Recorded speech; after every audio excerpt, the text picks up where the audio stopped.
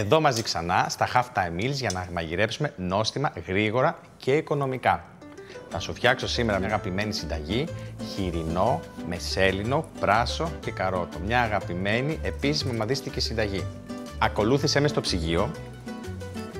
Βρες μια μισή αντόρο περπάστα που σου έχει περισσέψει από προηγούμενη συνταγή και πάμε να μαγειρέψουμε. Ελαιόλαδο στην κατσαρόλα. Προσθέτω μέσα το χοιρινό κρέας.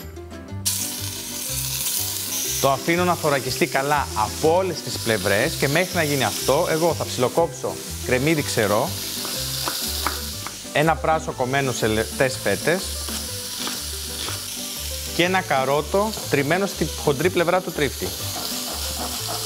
Θα προσθέσω τώρα όλα τα λαχανικά μαζί στην κατσαρόλα και μία μικρή σελινόριζα, την οποία την έχω καθαρίσει και την έχω κόψει σε κομμάτια όπως αυτά του χοιρινού. Ένα καλό ανακάτεμα, λίγο ελαιόλαδο ακόμα γιατί βλέπω ότι είναι αρκετή η ποσότητα, φρεσκοτριμμένο πιπέρι και αλάτι. Αφού λοιπόν έχουν σοταριστεί καλά τα λαχανικά μαζί με το κρέας, θα σβήσω με μία κούπα λευκό κρασί. Θα αφήσω να εξατμιστεί το αλκοόλ από το κρασί για 2 με 3 λεπτά και θα προσθέσω μέσα και ένα πορτοκάλι ολόκληρο κομμένο στα 4. Και νερό. 2 κλωναράκια ρίγανη θυμάρι.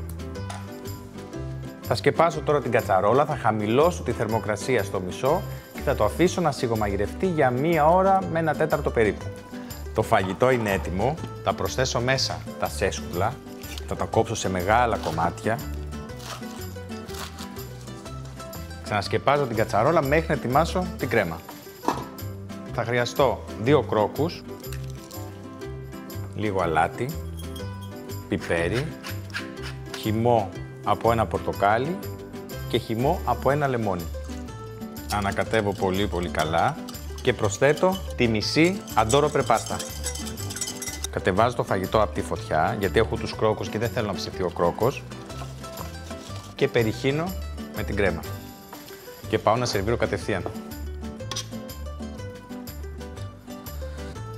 Λατρεύεις την κρέμα γάλακτος και θες να τη βάσεις σε όλα σου τα φαγητά? Κάνε μια βόλτα από το halftimemeals.gr και απόλαυσέ τη σε πολλές και διαφορετικές εκδοχές.